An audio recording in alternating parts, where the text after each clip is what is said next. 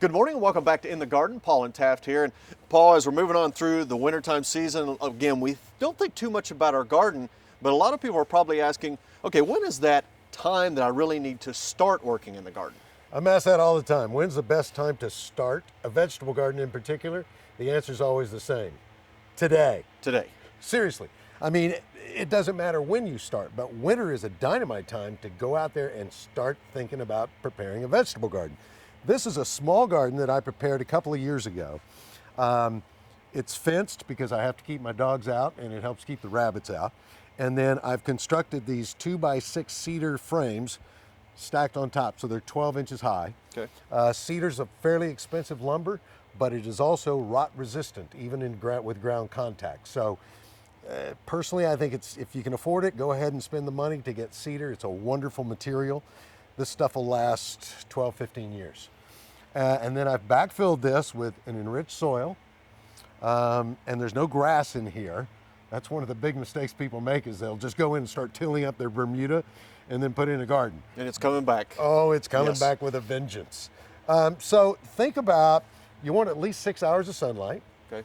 You want to have access to water. I happen to have water just right over here. You want to be as far removed as you can be from mature trees, because those roots will really get in here. Beyond that, you can put a garden anywhere you want. But you've got to enrich that soil routinely, because whatever plants, as they grow, they're going to suck nutrients out of the soil, and you got to replenish with compost. Look, I've even still got some spinach here. My wife comes out every morning still and harvests spinach. So you can garden. I've harvested carrots at Christmas time, for instance. You can garden a long time, weather allowing, in this area. Excuse me. And it's something, while you're munching down there, and it's something we talk about preparation. I see you getting stronger there.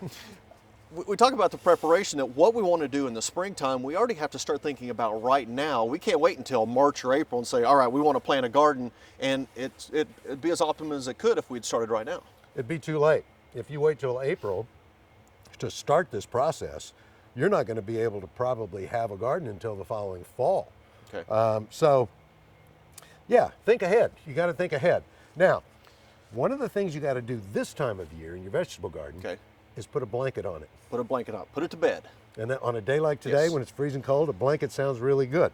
So I'm going to demonstrate that in this bed here. Okay. If you'll hand me that stirrup hoe. Remember we featured these in our gifts for gardeners. Yes. I've cleared this bed out. I do see a few weeds, so I'm just going to really see how well this thing works. Works great. I'm just going to quickly go through here, knock down those weeds. Look how good that soil looks. Looks great, yeah. That's some pretty stuff. And this is just 2 years worth of enriched compost and, just adding good organic matter to the soil. All right, I've knocked out all those weeds. I love this thing. Yeah, outstanding. I like that too. And now I'm going to put a blanket on it. Okay. You know what I'm going to use? I think I have an idea. Okay, well, let's go get it. All right. Hey, Paul. It's hay. I had a feeling that's what this was going to be. That's funny, except this isn't hay, it's straw. Yeah, close enough. There is a slight difference. This is wheat straw. Okay. And this is my absolute favorite material for putting down on the garden. I use it in the paths, I use it in the beds, and if you've never worked with it before, when you open up a bale, you'll get sections that come off like this. And then all we're going to do is spread this evenly, again, about a 4 to 6 inch layer on each and every one of these beds. So whenever we put this on and we go through the wintertime and spring arrives, what do we expect the bed to look like with this? Do we just put this back into the soil, or how does it break down? This will be composted, it'll be beautiful, turn a nice dark color, almost black, and it'll have these mycelia, which are little fungal bodies growing through it. It's a beneficial fungi, it's breaking down the straw.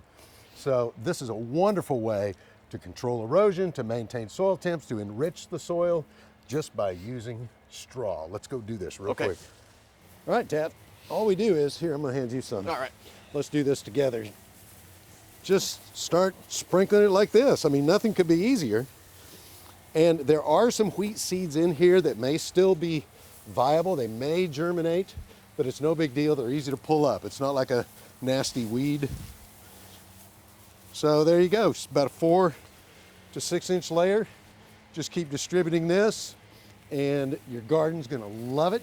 Come next spring, that soil's gonna be enriched and it's gonna be ready for planting. You can turn this stuff in, or you can rake it off and put it in your compost pile and let it finish decomposing even more. But it's as simple as that. And the nice thing is, what you're protecting your garden right now is going to be a benefit as we move on into the spring, so you're keeping that cycle going of always bringing new nutrients in.